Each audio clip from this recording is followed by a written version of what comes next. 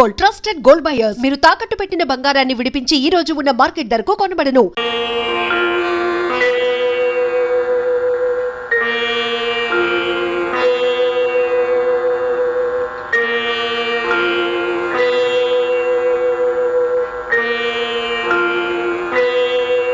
వెళ్ళొస్తాను మావయ్య గారు. అబ్బాయి దగ్గరికి నాకు రావాలనే ఉందమ్మా, కానీ నాకు ఆ ధైర్యం లేదు. నువ్వు వెళ్ళరా అమ్మా. రాదమ్మా, రామ్మా, బండెక్కు.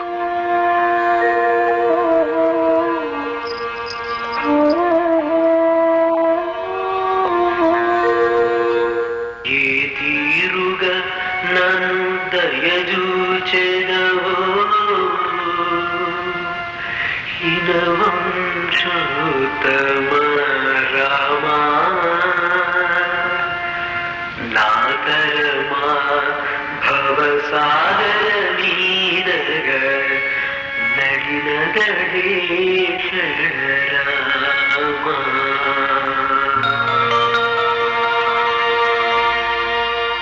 వీడి పేరు గోపి, ఊరు మొగల్తూరు. వృత్తి సంగీత విద్వాంసులని చెప్పు తిరుగుతుంటాడు. చేసిన నేరం హత్యా నేరం.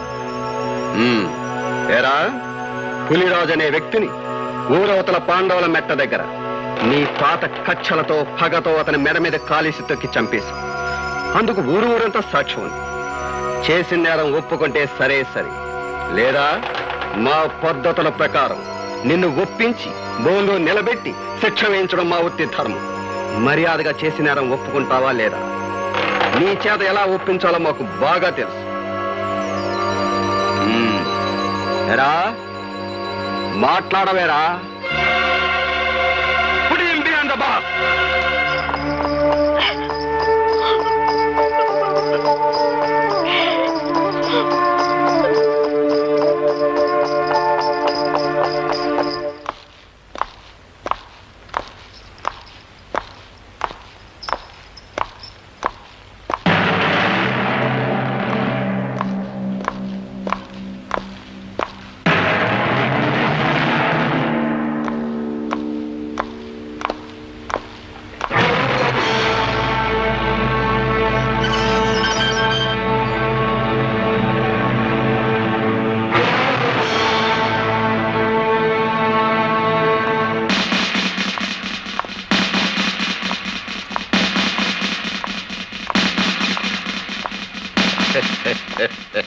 వండర్ఫుల్ గా ఉందయ్యా జైలురా.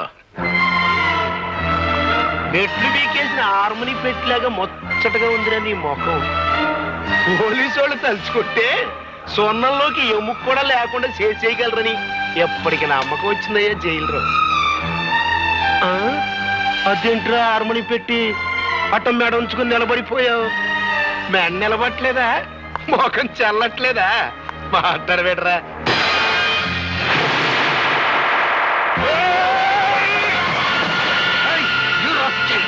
మీరాగండి సార్, మీరేం శ్రమ పడతారు? మేముండగా ఒళ్ళు పొగరెక్కిందా?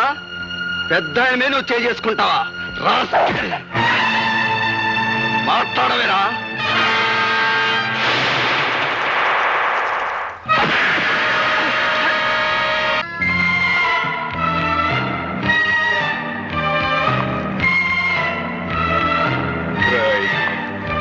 నేనిప్పుడు మగ మహారాజులాగా బయటికి వెళ్ళిపోగలను, కానీ అలా చేయటం లేదు. ఎందుకో తెలుసా? నేనే నేరం చేయలేదు గనుక, నా నిజాయితీ నాకు రక్షణ కల్పిస్తుందని నమ్ముతున్నాను గనుక నేను తలుచుకుంటే నిన్ను ఇక్కడికిక్కడే ముక్కలు ముక్కలుగా నరికి పోగులు పెట్టగలను. కానీ నేను తాళి కట్టిన పిల్లకు నువ్వు తండ్రి అయిపోయావు గనక బతికిపోయావు. పో, పోకలు చేయి.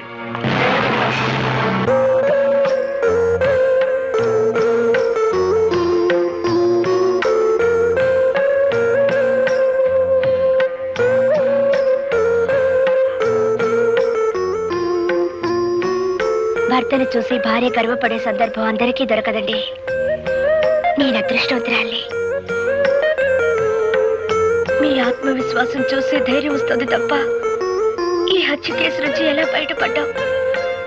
ఏ లాయర్ని కలిసినా ప్రయోజనం లేదంటున్నారు. రాధా, ఏ లాయర్ వాదన నన్ను రక్షించలేదు. నేను చాలు నన్ను నేను కాపాడుకోవటానికి. అదెలా సాధ్యం అండి?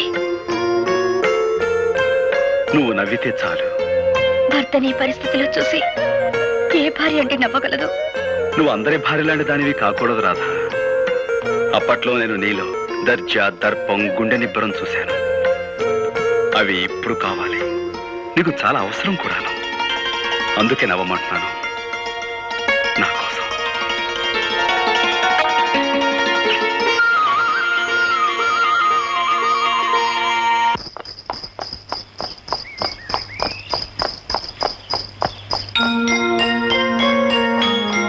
అప్పట్లో నేను నీలో దర్జా, దర్పం, గుండె నిబ్బరం చూశాను. అవి ఇప్పుడు కావాలి. అందుకే నవ్వమంటున్నాను. బాగున్నారా సార్?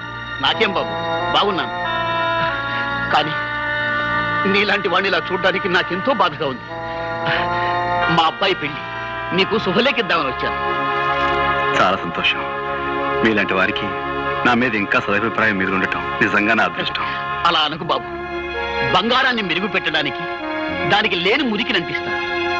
ఆ మురికి కడగ్గాని బంగారం ఎలా మెరుస్తుందో నీకు తెలియంది కాదు. నువ్వు అలాంటి బంగారానివేనయ్యా. వస్తాను. మంచిది.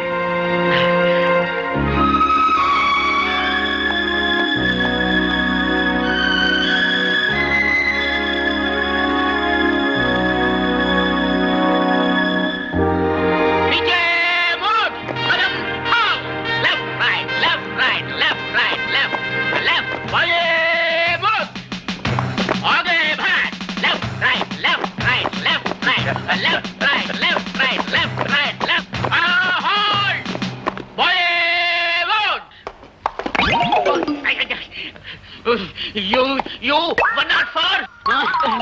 Hey, 104. నీ వల్ల డ్రిల్ గుల్లైపోతా ఉంది.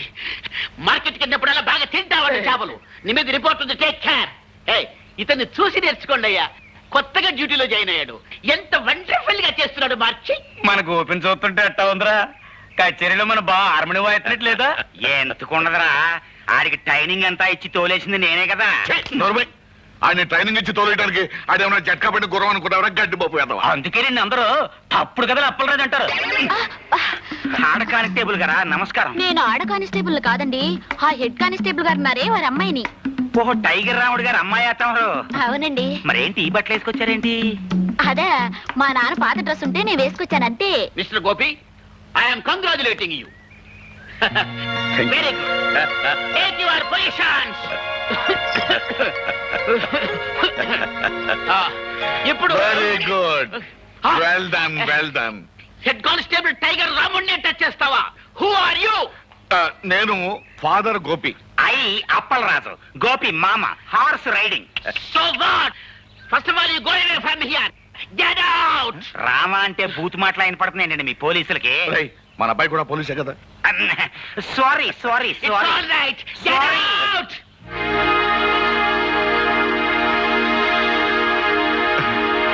నమస్కారం మాస్టర్. అన్నమండి. నమస్కారం, రండి. ఒక మంచి శుభవార్త చెబుదామని వచ్చాను. ఏమిటది? మీరు అక్షరాలు నేర్పిన మా గోపిగాడు ఇప్పుడు దేశాన్ని కాపాడే కానిస్టేబుల్ అయ్యాడు. ఇదంతా తమ చేతి. ఇప్పుడు మీరు మా వాడిని చూస్తే ఎంత ఆనందపడతారో. విన్నా సంతోషంగానే ఉంది పాపారెడ్డి గారు. నా ఈ బ్రతుకు గొడవ ఏదో తేలిపోతే నేనే స్వయంగా వచ్చి చూస్తాను. రండి బ్రదర్స్. మా గోపి అబ్బాయి కూడా మీ పోలీసు ఉద్యోగం వచ్చేసిందిగా. ఇక నుంచి మనం బంధువులం, స్నేహితులం. ఏంటి కాపీ తాగుతారా? మాస్టారు, మీకు మర్యాదగా చెప్తున్నాం, నిరాహార దీక్ష విరమించుకోండి. కలెక్టర్ గారు వచ్చే టైం అయింది. ఆయన దృష్టిలో ఇది పడితే మంచిది కాదు. లేవండి. నాకు రావాల్సిన పెన్షన్ ఇవ్వకుండా తిప్పుతున్నారు. ఈ విషయం కలెక్టర్ గారి దృష్టిలో పడాలనే ఈ నిరాహార దీక్ష. చాలా పెద్ద కబుర్లు చెప్పొచ్చావా? తొందరపడకండి అయ్యా. మాస్టర్ చాలా మంచి ఆయన. ఇప్పుడు మా అబ్బాయి కూడా మీ డిపార్ట్మెంట్ చేరాడు. వెళ్ళవా?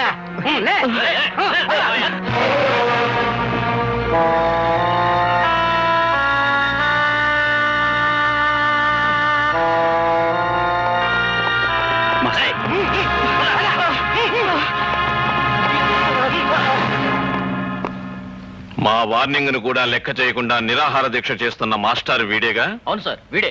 సరే, మీరు వెళ్ళొచ్చు. మా పోలీసులంటే అంత నిర్లక్ష్యంగా ఉందా?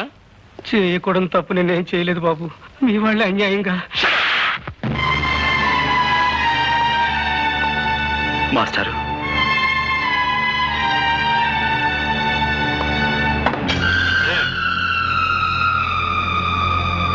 క్షమించండి సార్.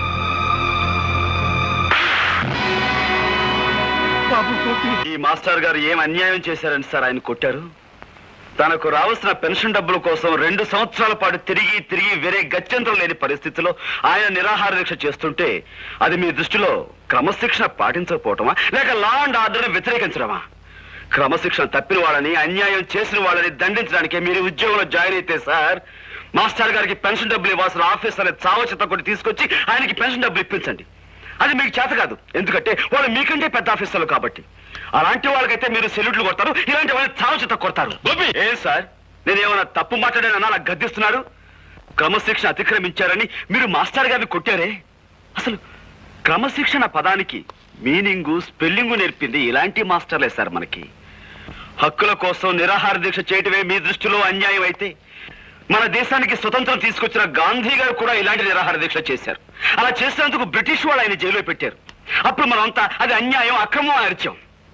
చివరికి ఆ బ్రిటిష్ దొరల్ని తరిమి తరిమి కొట్టాం.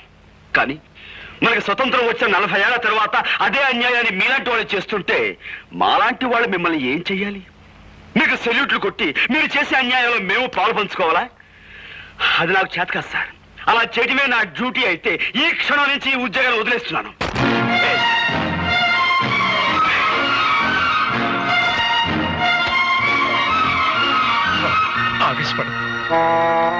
క్షమించండి మాస్టర్, గవర్నమెంట్ దగ్గర జీతం పుచ్చుకుంటూ న్యాయాన్ని కొట్టడానికే ఈ కాకి బట్ట అధికారాన్ని ఉపయోగిస్తే మాకు కిరాయి గుండాలకి తేడా ఏముంటుంది?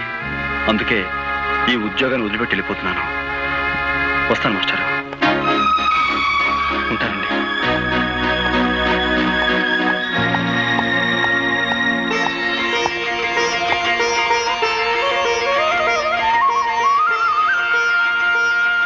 చాలా మంచి పని చేసావురా బాబు.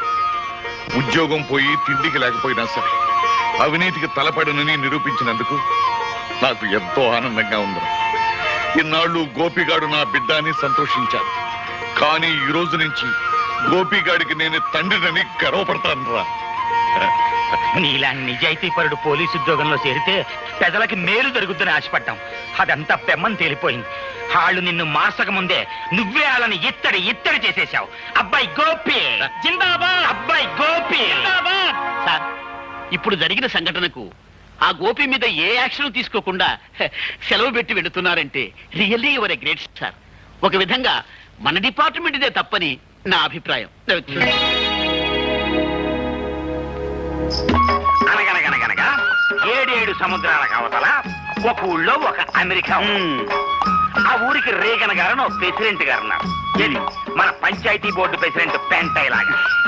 ఏంటబ్బా వింటున్నావా లేదా? చెప్పు. ఈ రేగన్ గారు చాలా గొప్ప మడిసి. మరి అంత గొప్ప మడిసి మనం కూర్చోమంటే కూర్చోలేడు, నుంచోమంటే నుంచోలేడు. పోనీ ఒక గ్లాసు మజ్జిగో మంచినీళ్ళు తాగవయా అంటే ఆ పని చేయలేడు. ఎందువలన చేత ఇదిగో ఇలాంటి తప్పుడు కథలు చెప్తావు కాబట్టి ఊళ్ళో అంతా నేను తప్పుడు కథలు అప్పలరాజు అంటుంటారు. అబ్బయ్యా, నీకు సమాధానం తెలిస్తే చెప్పు, లేతే లేదు. అంతేగాని ఊళ్ళో అందరూ అన్నట్టు నన్ను నువ్వు కూడా తప్పుడు కథలు అప్పలరాజు అనద్దు. సమాధానం చెప్పు శ్యాలంజీ. Because he doesn't know Telugu. అదే నీకు ఇంగ్లీష్ ఎలా తెలియదో తనకు తెలుగు అలా రాదు. అందుకని నువ్వు తెలుగులో ఏం చెప్పినా అతనికి అర్థం కాదు. ఎట్ట కనిపెట్టేశావు అబ్బాయ్యా? రేగాను మనకి మంచి ఫ్రెండ్లే. ఖర్చు డబ్బు లేకపోతే అప్పుడప్పుడు వచ్చి చిల్లర తీసుకెళ్తుంటాడు. అయితే అన్ని ఊళ్ళ ప్రెసిడెంట్లు నీ దగ్గర చిల్లర ఎట్టుకెడుతుంటారన్నమాట. సరే పోనీ.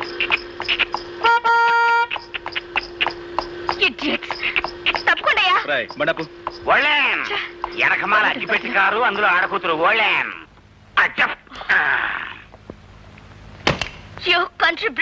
హార్న్ మోగుతుంటే వినపడలేదు. కార్ కి సైడ్ ఇవ్వాలన్న కామన్ సెన్స్ లేదు. చూడు సిరతపులి, నువ్వు ఇంగిలి పీసులో బూతులు తిట్టినా నాకు అర్థం కాదు. కానీ నేను అచ్చ తెలుగులో మొదలెట్టాను అనుకో, 10 రోజులు ఆకుండా నువ్వు వాంతులు చేసుకుంటావు. బుద్ధి లేకుండా మాట్లాడుకో.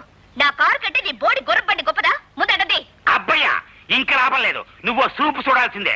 ఇత్తడైపోవాలి. ఇదిగో చూడు పాప, నీకో విషయం తెలుసో తెలియదో, 2 కత్తులు ఒకే వరలో ఇమర్చవచ్చు, 2 పువ్వులు ఒకే చెవిలో పెట్టచ్చు, 2 హార్మోనీ పెట్టెలు ఒకేసారి వాయించవచ్చు. కానీ ఒక బండి మాత్రమే పట్టే ఈ ఇరుకు సందులో నీ బండికి సైడ్ ఇవ్వటం కుదరదన్న లోకల్ నాలెడ్జ్ నీకు లేకపోవటం నిజంగా నీ కర్మ. Shut up. ఖచ్చితంగా ఈ పిల్ల పట్నం చదువులతో పాడైపోయింది అబ్బాయ. లేదంటే వీళ్ళ బాబుకి నడమంత్రం సరి, ఈ అమ్మాయికి అర్ధాంతరంగా వయసైనా వచ్చి ఉండాలి. ఇది కరెక్ట్ అబ్బాయ. చూసావా, అయిపోయింది. ఇత్తడే ఇత్తడే ఇత్తడే ఇత్తడే కిలో 10 రూపాయలు ఇత్తడే. సరే రారా. రావయ్య, వెళ్ళి ఆ పొగరమూత ఎవరు?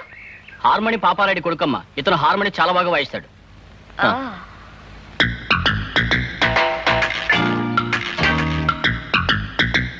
చెప్తా. Daddy, daddy, daddy. అమ్మాయి రాదా ఇక్కడ? అరుపులేంటి? అసలు ఆ కంగారికి రీజనింగ్ ఏంటమ్మా? రేపటి నుంచి నేను అర్జెంటుగా హార్మోని నేర్చుకోవాలి. ఇదేం గొడవమ్మా?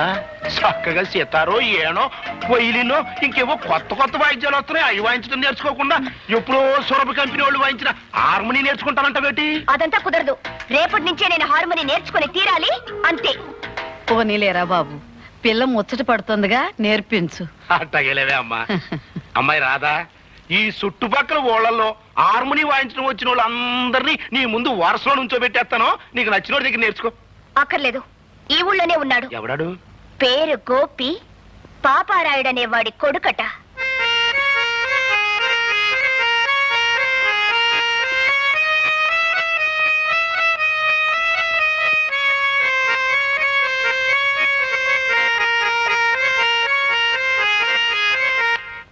హార్మోని మీద నాగస్వరం వాయించడంలో జిల్లా మొత్తం మీద పేరు కొట్టేశావు అబ్బాయ.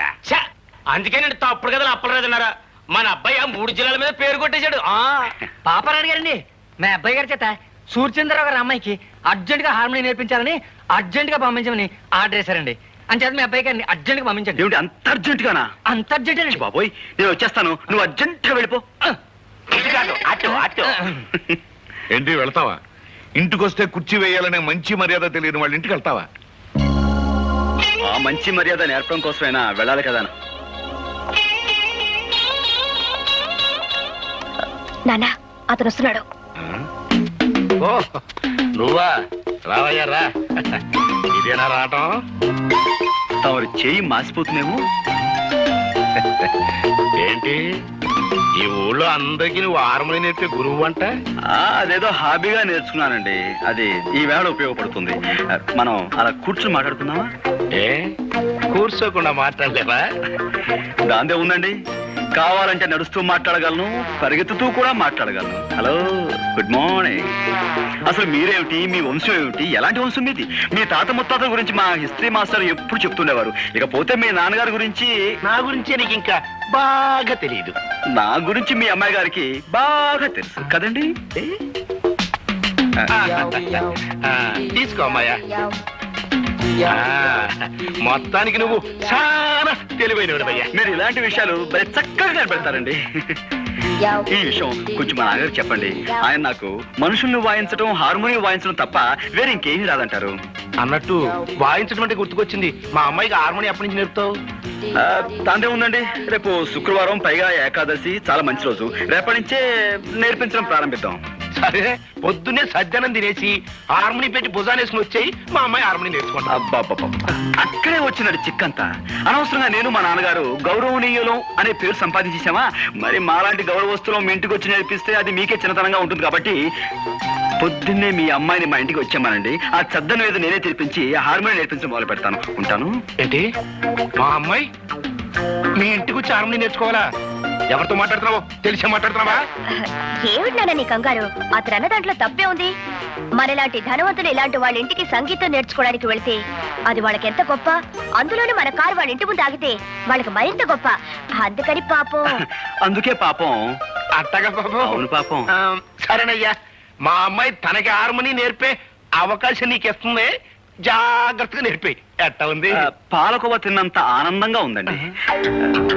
వస్తాను. బుల్లికారు వచ్చేస్తుందా భయ్యా?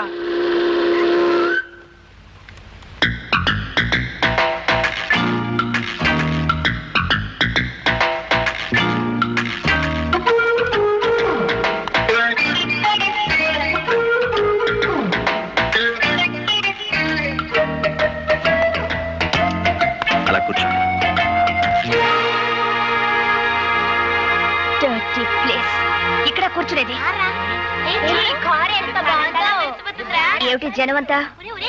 ఓహో, ఈ వీధి మొహానికి ఎప్పుడూ కారు వచ్చుండదు. నా కారు చూడడానికి వచ్చుంటారు.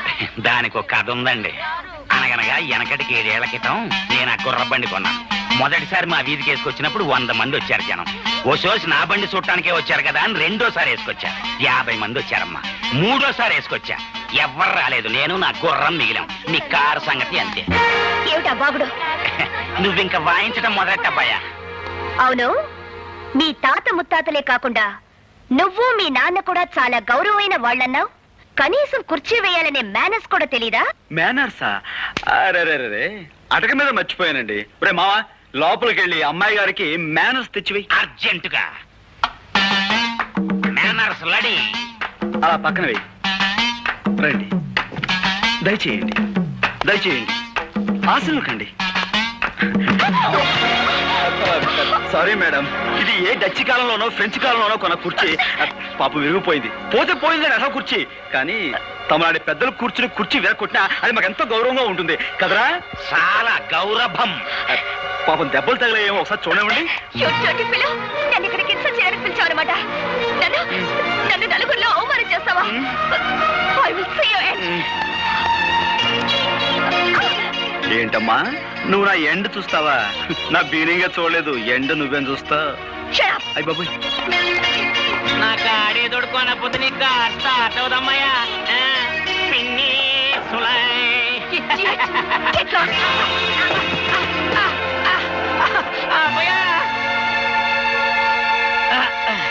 అది మా పెద్ద దెబ్బ కొట్టింది. ఎంత పొగరు మొద్దో చూసావా అబ్బాయా?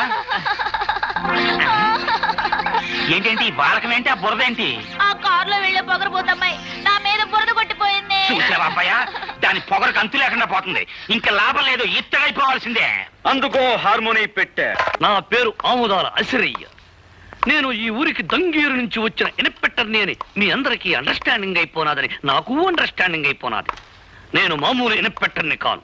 కేడీలకు బేడీలు తగిలించి బీడీలతో కాల్చి కాల్చి బుద్ధి చెప్పడంలో చాలా పెద్ద పేరున్నవాణ్ణి. ఎముళ్ళాటోలకు ముగుళ్ళాటోని, మోకాల శిప్పుల తీయించడంలో ప్రత్యేకమైన ట్రైనింగ్ అయిన వాణ్ణి. నేను అడిగిన ప్రతిదానికి మీరంతా ఎస్ అని సమాధానం చెప్పాలి. ఏమని సమాధానం చెప్పాలి? నేను చాలా స్ట్రిక్ట్ ఆఫీసర్ని. ఎంత స్ట్రిక్ట్ ఆఫీసర్నో అంత ఎదుగునాయాలి. సెటప్. దీనికి నో అని చెప్పాలి. నేను క్వశ్చన్లు అడుగుతాను, ఆన్సర్ టు ది క్వశ్చన్లో. ఈ స్టేషన్ అంతటికి సీనియర్ ఫెలో ఎవడు? Who is senior fellow? నాకు ఈ ఊరి ఇస్త్రీ అంతా కావాలి. నేను అడిగే ఒక్కొక్క క్వశ్చన్కి సరిగా సమాధానం చెప్పు. ఈ ఊరంతటికి రిచ్ ఫెలో ఎవడు? శ్రీమాన్ సూర్యచంద్రరావు గారండి. ఈ ఊళ్ళో అతి మిక్కిలి మిక్కిలి పలుకుబడి గల వ్యక్తి ఎవడు? శ్రీమాన్ సూర్యచంద్రరావు గారండి. పోలీసు వాళ్ళకి యాలకు ఉపయోగపడి వాళ్ళని యాలకి ఉపయోగించుకునే బుర్ర వ్యక్తి ఎవడు? శ్రీమాన్ సూర్యచంద్రరావు గారండి. ఈ ఊళ్ళో పచ్చి ఎదవ కేదీనాయాలు ఎవడు? శ్రీమాన్ సూర్యచంద్రరావు గారండి. అన్నింటికీ ఆల్ ఇండియా రేడియోలో ఆడి పేరు గడగడగడగడ మనం మోగిపోతుంటే ఆడేదో పెద్ద పొగరుపోతాయి ఉండాలని నా మెదడుకు ఐడియా వస్తా ఉండదే. పోలీసు వాళ్ళ దృష్టిలో పొగరబోతు అతను కాదండి, గోపి అని ఒక మునగాడు ఉన్నాడండి. వాడికి 2 విద్యలు తెలుసండి. 1 హార్మోని వాయించడం, 2 హారి చేసిన వాళ్ళని ఎడపెడా వాయించడం. అబ్బా భలే వాయిస్తాడండి. అంత మునగాడా? అయితే ఆ అవారాగాడ సంగతి త్వరలోనే చూసుకుంటాను.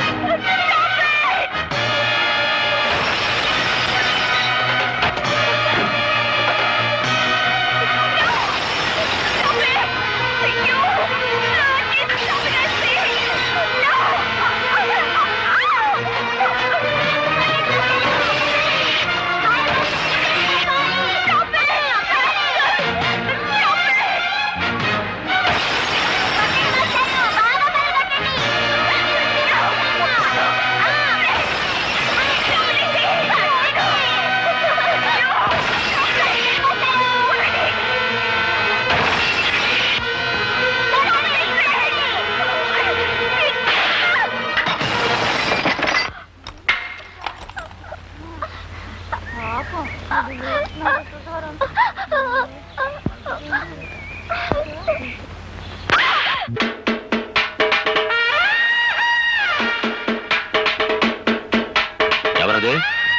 Good morning sir. నా పేరు ఎస్ఐ అసిరయ్య, అముదాల అసిరయ్య. దంగేరు నుంచి ఈ ఊరి కొత్తగా ట్రాన్స్ఫర్ అయ్యి వచ్చాను. కొత్తగా ఏదైనా ఊరి పులిమేరల్లో అడుగెట్టి ఎట్టగానే ఏ పోలేరమ్మకో పోతురాజుకో దండం పెట్టుకోకపోతే ఎంత కీడు జరుగుద్దో, అలాగే తమలాంటి పెద్దోళ్ళకు దండం పెట్టుకోకపోతే అంత కీడు జరుగుద్దని వచ్చాను. వట్కేనేడు సార్. చాలా సంతోషమయ్యా, నీలాంటి ఇన్స్పెక్టర్ నా చేతిలో ఉంటే. ఎంత పొగరు వాడికి. ఎవరినమ్మా అటు తిట్టుకుంటూ వస్తున్నావు? వాడే ఆ గోపిగాడు. నమస్కారం మేడమ్ గారు. చూడగానే సుర్రు సుర్రు అనిపిస్తున్నారంటే మీరే రాధగారు అయి ఉండాలని నాకు అండర్స్టాండింగ్ అయిపోనాది. ఎస్ఐ అసిరయ్య, మీ పాదలో సేఫ్టీయే నా ఊపిరి. మీ ప్రాబ్లం ఏంటో నాకు చెప్పండి, నేను చేసేస్తానా. నేను కోపంతో వాడి హార్మోని పగలగొట్టానని వాడు నా కారద్దాలని పగలగొట్టి నీ దిక్కున చోట చెప్పుకోమన్నాడు. ఆని తిడితే నువ్వేస్తారు అంటావేంటి? మా ఎస్పీ దొరగారు కూడా నన్ను ముద్దుగా అలాగ పిలిచేవారు, అందుకే పొరపడైపోయింది. ఆ గోపిగాడు ఎంత గుండెలు తీసిన బంటు కాకపోతే నా కూతురును అవమానించి దాని కారుని బద్దలు కొడతాడా? అన్ని దెబ్బకి దెబ్బ నేను తిత్తగా. I am here. Why fear? ఏం చేస్తారట? గొట్ట సప్పుడు కాకుండా గుండా యాక్ట్ కింద వాడు అరెస్ట్ చేసేయగలను. ఇంట్రాగేషన్ పేరుతో వాడి మొక్కల సిప్పులు తీసి మీకు ప్రెసెంటేషన్ ఇచ్చేయగలను. That's all. అంతే. అదేదో వెంటనే చేసేయి. నన్ను అవమానించిన అహంభావిని పోలీసుల సహాయంతో అరెస్ట్ చేస్తే అది నా ప్రెస్టేజ్ కే భంగం. అయితే 4 రౌడీల్ని బెత్తాయించి ఆడి కాళ్ళు చేతులు తీయించేస్తా. దానికి రౌడీలు ఎందుకు? 6 అడుగుల ఆజానుభావుణ్ణి ఈ తెలుగుదేశానికి అంతగాని నేనుండగా నాకు బత్తాయించండి. వాణ్ణి పోలీసుల సహాయంతో దెబ్బతీయడం నాకు ఇష్టం లేదని చెప్పానుగా. నేను పోలీసు గుడ్డలేసుకుంటే పోలీసోణ్ణి, గుడ్డలిప్పేసినానంటే పూకిరోణ్ణి. ఒక్క లుక్కేసానంటే లొక్కైపోతాడు ఆ డుక్కలాయ.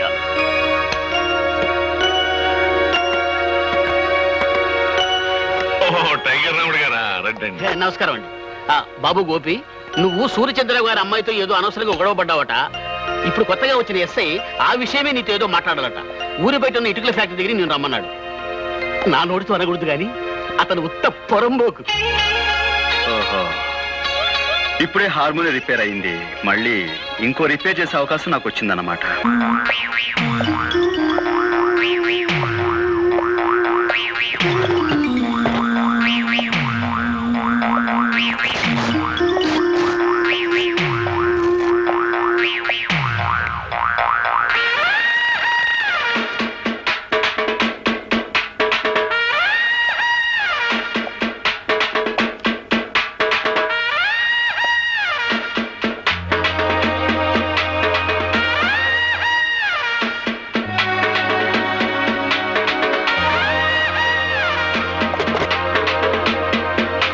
ఇదిగో హార్మోనియం పెట్టి లొక్కేశాను, లొక్కైపోతా.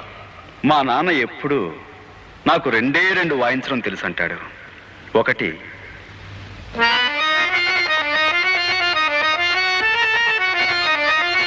రెండు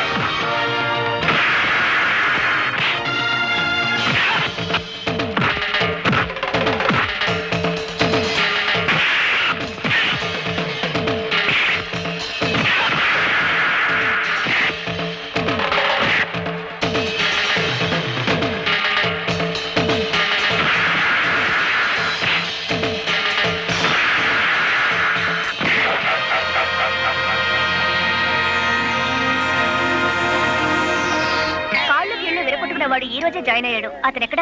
మూతి పగలగొట్టుకునేవాడు అండి. అవును. అయితే ఈ రూమేనండి.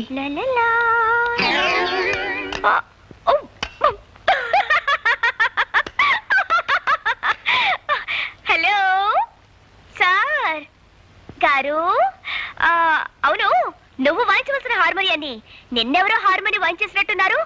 ఇదిగో, ఎదురులేని మనిషి తిరుగులేని మనగాండని వాల్ పోస్టర్లు చూసి సినిమా పేర్లు పెట్టేసుకుంటే సరికాదు. ఛాలెంజ్ లో ఉన్న సత్తా చేతల్లో ఉండాలి. ఒక్కసారి సరదాగా నిన్ను అలా అలా సరిగమలు పలికించరా? నువ్వా? వాడికి వెన్నెముక విరిచేసి మోచపులు తప్పించేస్తాని పెద్ద గొప్పలు చెప్పి వెళ్ళు. నీ ఎముకలు మొత్తం చిత్తు చిత్తుగా విరక్కొట్టుకొచ్చావా?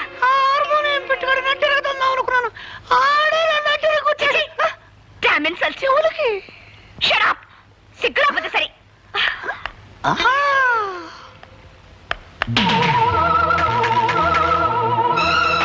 నన్ను నడి రోడ్డు మీద దెబ్బ కొట్టిన వాణ్ణి ఎక్కడ ఎలా దెబ్బ కొట్టాలో నాకు బాగా తెలుసు.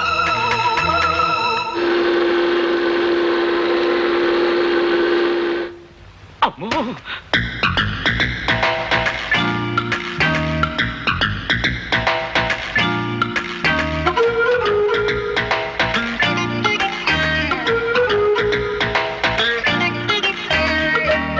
సూర్యచంద్రరావు గారు అమ్మాయ? అవును.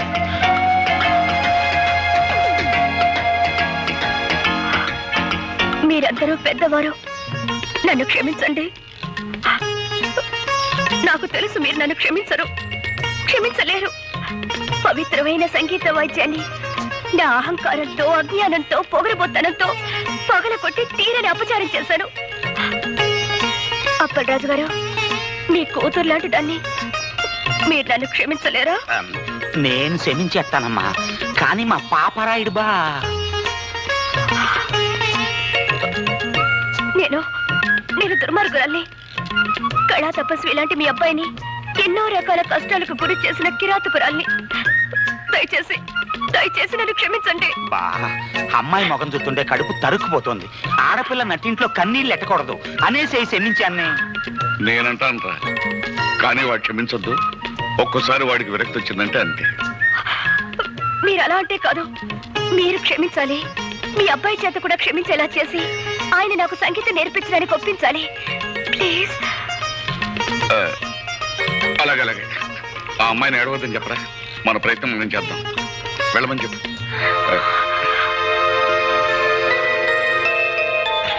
ధైర్యంగా వెళ్ళరా అమ్మా. చాలా థ్యాంక్స్ అండి. నేను మారిపోయాను అని ఆ అమ్మాయి చెప్పగానే గొర్రెలాగా తలూపేసి నమ్మేయడం కాకుండా నన్ను కూడా నమ్మమంటారా? బుద్ధి లేకపోతే సరే. మరీ అంత తీసి పారేకు, మాకు ఎంత కొంత పొరద్దురావాయ్. ఆ అమ్మాయి మారిపోయిందిరా అబ్బాయ. అవునరా అబ్బాయ, కొత్త గుర్రానికి పొగరు తాత్కాలికం. పాప అమ్మాయి నిజంగానే పిచ్చేత్తా పడుతుంది. నా పిన్నీసులు సాక్షిగా నేను నమ్మానబ్బాయా. ఒరేయ్, వేప చెట్టుకు మామిడికాయలు కాయవు, మామిడి చెట్టుకు తాటికాయలు కాయవు అనేది ఎంత నిజమో, డబ్బుతో వచ్చే అహంకారం కూడా మారదు అనేది అంతే నిజం. అది కాదు. దయచేసి విషయం ఇంకెవరైనా చెప్పకండి. బాబు, నేనెవరినో తెలుసా? తెలుసమ్మా, సూర్యచంద్ర గారి తల్లి గారు. అవును బాబు, నువ్వు నా మనవరాలు తగాదా పడుతున్నారని తెలిసింది. జరిగిన దానికి అది బాధపడుతోంది. నువ్వు కూడా దాన్ని క్షమించానని చెప్తే మాట్లాడవేం బాబు? చూడండమ్మా, నన్ను ద్వేషించే వాళ్ళని అభిమానించేంత గొప్పవాణ్ణి కాను. అలాగే నన్ను అభిమానించే వాళ్ళని ద్వేషించేంత మూర్ఖుని కాను. పెద్దలు మీరు చెప్పిన తర్వాత కూడా ఆవిడ్ని ద్వేషిస్తే తప్పు నాదే అవుతుంది. మీ మనవరాలతో చెప్పండి, ఇకపై ఆవిడికి నాకు ఎలాంటి పంతాలు ఉండవని. అలాగే. సరేనా? మంచిది బాబు. వస్తానమ్మా. మంచిది. థ్యాంక్ యూ నానమ్మ. ఇప్పుడు చెప్తా. అమ్మాయి,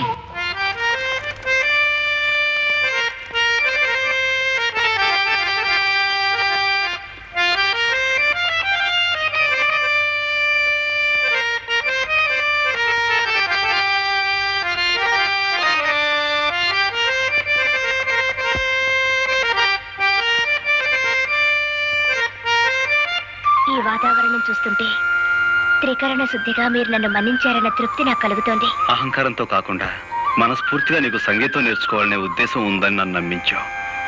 చాలా సంతోషం. ఇక మొదలు పెడదాం. నాతో చిన్న కోరిక. కాదనకూడదు. చెప్పు. నేను పాట రాశాను. నువ్వు పాటలు కూడా రాస్తావా? ఓ, నేను కాలేజీలో చాలా ప్రైజులు గెలిచాను. ఇదిగో ఈ పాటగా వరుస కట్టి పాడి వినిపించండి.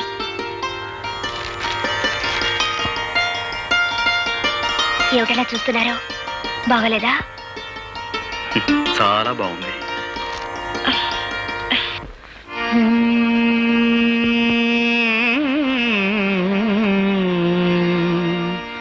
గోవా గోరింకతో ఆడిందిలే ఆడిందిలే బొమ్మలాట నిండు నా గుండెలో మ్రోగిందిలే వీణ పాట ఆడుకోవాలి గువ్వలా